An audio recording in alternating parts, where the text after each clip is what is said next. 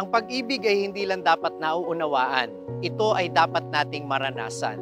At ito ang dahilan kung bakit ibinigay ni Jesus ang kanyang katawan at dugo sa banal na Eucharistia upang hanggang sa ating panahon, patuloy nating maranasan ang kanyang pagmamahal sa tuwing tayo ay magsasalo sa hapag ng banal na Eucharistia.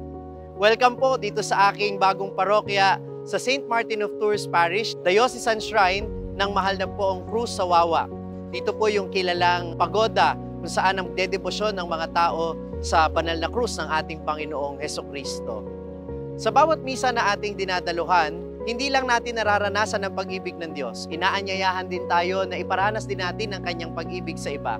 Tayo'y kanyang pinakakain, kaya dapat ay matuto din tayong magpakain sa iba.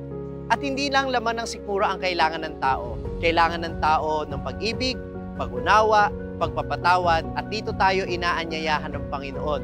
Alam kong minsan nagdududa tayo sa ating sarili sapagkat lagi tayong kapos.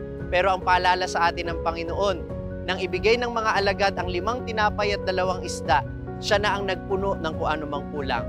Ibigay mo lang ang iyong kulang na sarili sa Panginoon, pupunan niya tayo, at siguradong ang biyayang maibabahagi natin ay higit pa sa sapat.